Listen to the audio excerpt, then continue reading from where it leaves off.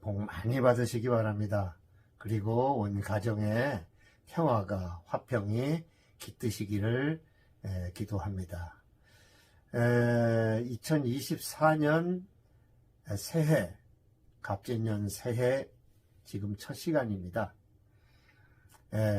여러분들은 작년에 제 강의를 들으시면서 참 많이 공부를 하신 걸로 알고 있습니다. 이에 깊은 감사를 드립니다. 금년에도 열성껏 강의를 제작을 해서 여러분께 들려드릴 거니까 우리 같이 열심히 공부를 해주셨으면 좋겠습니다. 이번 시간에는 간독에 관한 시간입니다. 이 간독은 여러분 뭐 잘 아시는 분도 계실 거고요. 이 선진시대 때의 서체의 기록하는 하나의 방법이었는데요. 이때는 종이가 없었기 때문에 대나무 쪽이나 그 나무 쪽이나 이런 데다가 글씨를 썼죠. 그 대나무에다 쓴 것을 죽간, 나무에다 쓴 것을 목독 이렇게 불렀습니다. 그래서 이 두 가지를 합쳐서 간독이라고 그럽니다. 그러면은 지금부터 이 간독에 대한 것을 구체적으로 설명을 드리고 다음 시간에는 실기를 해드리도록 하겠습니다.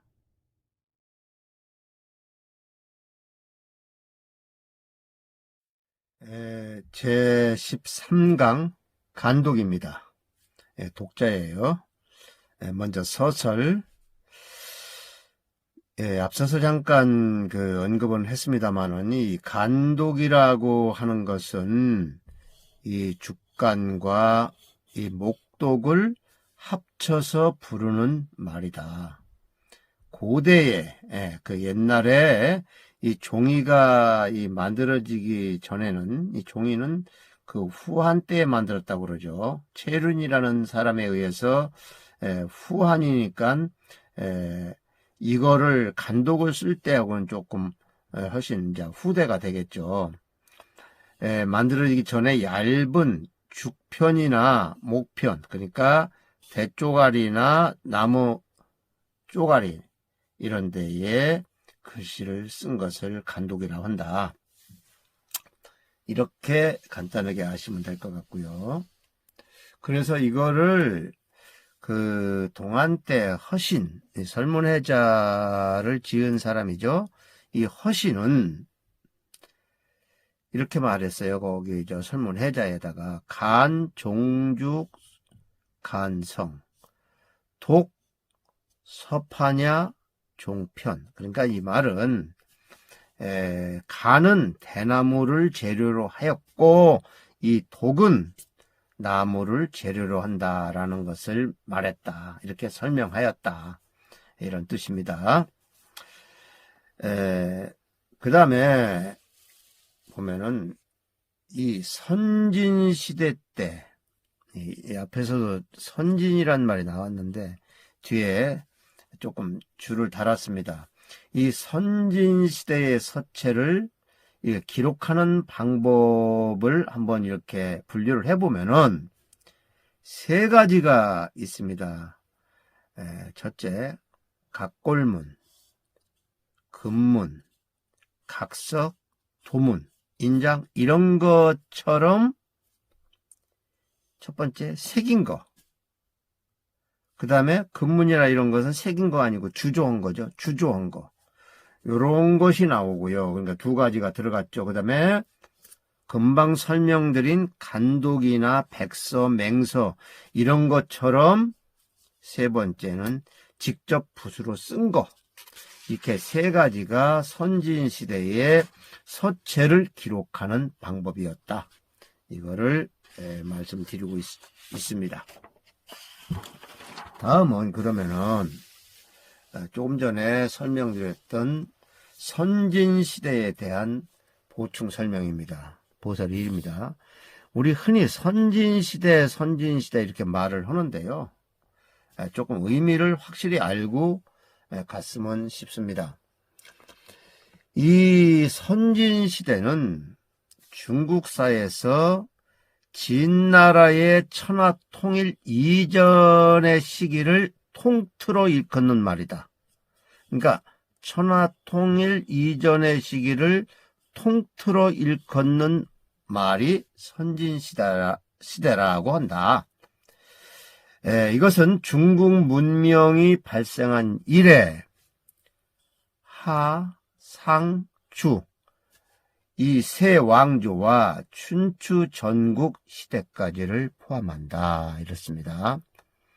이걸 달리 어떻게 말을 하냐면은 상고시대 또는 하상주시대 또는 상주시대 이렇게도 말을 한다. 이거는 본원을 보면은 이 하나라를 인정하지 않는 사람은 그냥 하를 빼고 상주시대라고만 한다. 이렇게 기록이 전하고 있습니다. 그러니까 선진시대란 말이 왕왕 나옵니다만은 이렇게 이해를 하시면은 좋지 않겠나. 그렇습니다. 그러면 이어서 바로 또 설명 들어갑니다. 이 춘추 전국 시기 그러니까 여러 번 나왔죠. 이때죠. 춘추 전국 시기의 작품으로 발견된 대량의 묵적들을 보면은 글자 수 또한 비교적 많은 편으로 맹서, 백서, 중목간독 등 모두 이 시기에 서예를 연구할 수 있는 귀중한 자료들이다. 이렇게 생각을 하시면 되고요. 그래서 지금 우리가 공부를 하고 있는 거죠. 그러면은 이 시간은 간독에 관한 시간이기 때문에 그 간독의 종류를 한번 살펴보겠습니다. 지금까지 발견된 것 중 전국 시대 초기의 대표적인 것으로 이런 게 있습니다. 증후 을묘주간 이런 게 있고요. 이외에도 앙천호 초간, 그 다음에 신양 초간, 망산 초간, 포산 초간 이런 것들이 있는데요. 진나라 것으로는 청천목독, 수호지 진간 이런 것 등이 아주 대표적으로 있다. 그래서 전에 앞서서 이 앞에다가 뭐 앙천이니 이런 거 이름을 망산이니 포산이니 청천이니 이런 이름을 붙이는 것은 대체적으로 다는 아니래도 이런 거는 그 지역 이 출토된 지역 이름을 따서 흔히 이렇게 붙입니다. 특별한 이름이 아니고요. 근데 가끔 그렇지 않은 것도 있어요. 예컨대 뭐 마왕태 뒤에 나옵니다만 마왕태 죽간이니 뭐 노자 갑본 노자 을본 그때 나오거든요. 그거는 그 장사에서 출토가 됐는데 그거는 또 다른 이름으로 이렇게 나옵니다. 그러니까 대다수가 그 출토된 지역 이름을 따서 쓴다. 이렇게 아시면 되겠고요. 그러면 이어서 설명을 합니다. 이 중목이나 목도구의 일을 기록하는 방식은 오래전부터 생긴 것이죠. 은상식이나 이 주대에 이미 간독이 있었을 것으로 추정은 되지만 아직까지는 그 시대 것은 발견된 적이 없습니다. 그런데 뭐 제 생각으로는 앞으로도 글쎄요 그게 발견될런지 좀 의문점입니다. 그래서 현재 발견된 전국시대의 간독으로 중요한 것은 주로 초나라와 진나라 것 이렇게 두 종류뿐이다 그 말인가. 그러니까 초나라 때와 진나라 때 간독이 지금까지 발견된 것 중에서 제일 많다라는 얘기도 되죠. 다른 거 없으니까. 이거에 대해서 지금 한번 여러분께 보여드리겠습니다. 이게 지금 포산초간입니다. 앞서서 좀 설명이 나왔었는데요. 이렇게 생긴 글씨죠. 포산초간. 초간입니다. 이거 대나무에다가 쓴 글씨. 글씨가 아주 매우 아름답죠. 이렇게 된 겁니다. 요게 이제 포산초간이고요. 다음에 요것도 포산초간입니다. 포산초간 이렇게 생겼죠. 포산초간. 아주 글씨가 독특하고 납작납작하고 아름답다고 할 만합니다. 요게 포산초간이고요. 그 다음에는 목독을 한번 보여주겠습니다. 이게 청천목독인데요. 나왔죠. 청천목독. 예, 지금 보시다시피 이건 지금 나무 판자죠. 여기 나무 판자란 말입니다. 근데 여기 써 있는 글씨를 보니까 이렇게 생긴 글꼴입니다. 이렇게 생긴 글꼴. 진나라 때 건데요. 이게 이제 예서로 접근하고 있는 형태의 글씨라고 할 수가 있죠. 이 청천목독입니다. 또 보면은 여기 수호지 진간이 있는데 요거는 수호지 진간입니다. 역시 이거는 더 예서에 지금 우리가 쓰는 예서에 훨씬 더 접근된 형태의 글씨를 보여주고 있습니다. 수호지 진간 여러 가지가 있어요. 이것도 일종의 수호지 진간의 일부입니다. 이렇게 생겼죠. 거의 예서 수준이죠. 이렇게 생긴 글씨입니다. 그 다음에 청천목독을 좀 확대한 걸 한 번 더 보여드리겠습니다. 요거는 청천목독의 확대본입니다. 일부러 확대를 했죠. 이렇게 생긴 글씨, 여기 높을 고자도 보이고, 이렇게 생긴 사자도 보이고요. 이런 글씨입니다. 그러니까 점점 지금 우리가 쓰고 있는 한예, 예서에 접근하고 있다. 이렇게 변천을 하고 있다. 이렇게 보시면은 좋겠습니다. 이어서 설명입니다.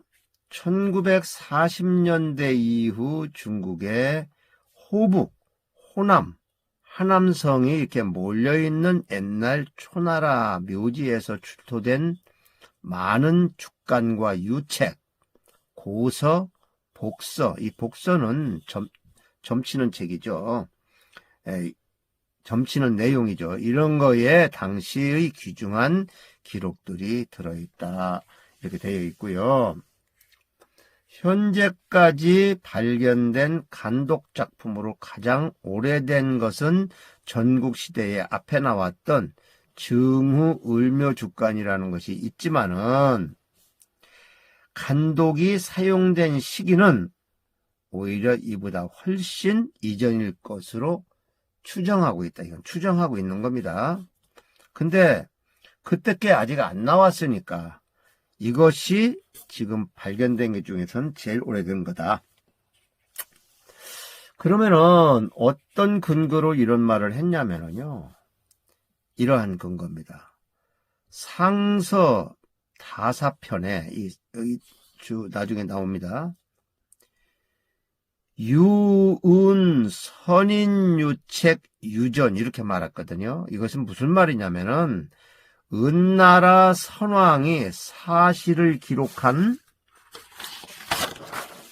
전책이 있었다 이런 말입니다.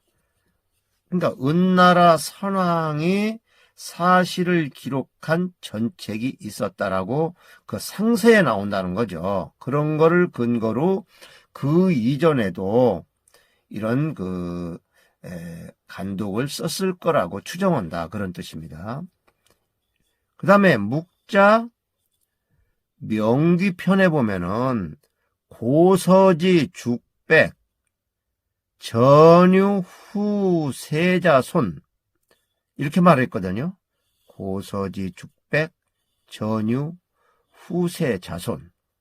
이 말은 또 뭔 말이냐면 죽백에 죽간이나 백서에 써서 후세의 자손에게 전한다 이런 뜻입니다. 죽백에 써서 후세의 자손한테 전한다라고 이렇게 묵자에 나오기 때문에 옛날에도 이걸 썼었을 것이다 라고 추정하는 거라는 얘기죠. 이렇게 했고요. 한비자 안위편에도 보면은 선왕 기리어 죽백 이랬거든요. 요거는 뭐뭐에 붙이다라는 붙일기자예요. 붙일기. 그러니까 기리어 죽백. 선왕은 죽백의 기록에 의거하여 거기에 붙여서 다스렸다. 이런 기록도 있다. 이런 세 가지가 지금 예로 들어와졌는데요. 이런 걸 보면은 문에 나오는 이런 걸 보면은 이 간백이 그 이전에도 많이 있었을 것이다 라고 짐작은 하지만 아직 발견된 것이 없다 그런 뜻입니다. 그러면은 여기서 보설 두 번째를 한번 살펴보겠습니다. 앞에서 상서가 나왔죠. 상서 흔히 나오는 책인데요. 이거는 서경을 말합니다. 서경 사서 삼경 그러죠. 그때 서경 한대 이전까지는 서라고 하였고 송대에 이르러 서경이라 하였으며 우하상주 우하상주 시대의 역사적 내용을 기록하고 있는 책입니다. 이 상서가 참고로 그렇게 아시면 될 것 같고요. 자, 그러면 이어서 바로 간백에 관한 또 설명이 들어갑니다. 현재 여러 곳에서 발견된 선진시대의 간독은 아까 앞서서 설명드린 선진시대의 간독은 약 5천여 점인데요. 그 내용과 형식은 경서, 법률, 전복, 경서, 법률, 전복 이런 등의 기록과 일상의 사건, 역사 등을 매우 다양하게 기록을 하고 있다 그겁니다. 이 간독의 내용이 그렇다 그겁니다. 이 선진시대의 간독은 초나라와 진나라의 작품만 발견되고 있을 뿐 아까 말씀드렸죠. 이 초나라하고 진나라 거밖에 없다고. 다른 육국 중의 것은 아직 발견되지 않고 있다. 자, 앞서서 육국에 대한 것은 충분히 설명을 드렸으니 육국에 대한 설명은 생략하겠습니다. 그러면은 우리는 서예인들이니까 간독의 서체를 한번 봐야 되겠죠. 선진시대에 주각된 서체는 대부분이 금문이나 대전계통의 고체자인데 비해서 간독이나 백서, 맹서, 이 간독이나 백서, 맹서 이것은 고체와 금체 이것이 모두 표현되고 있는 특징을 지닌다. 참고로 이 서체가 그렇다 이겁니다. 그러면은 먼저 이 간에 대해서 간단하게 살펴봅니다. 신양초간과 포산초간, 아까 포산초간 보셨죠? 네, 다시 한번 보여드립니다. 요게 포산초간입니다. 이거죠? 포산초간. 자, 신양초간과 포산초간은 전국시대 초나라 죽간서체를 대표하는 작품으로 이것은 고체에서 금체로 변화하는 과정을 나타내고 있다. 중요한 말입니다. 고체에서 금체로 변화하는 과정, 요거를 나타내고 있다. 그리고 아울러 글씨가 분명하고 서체의 필획과 결구, 장법, 이 장법이라는 것은 이제 디자인, 현대말로 치면 디자인이죠.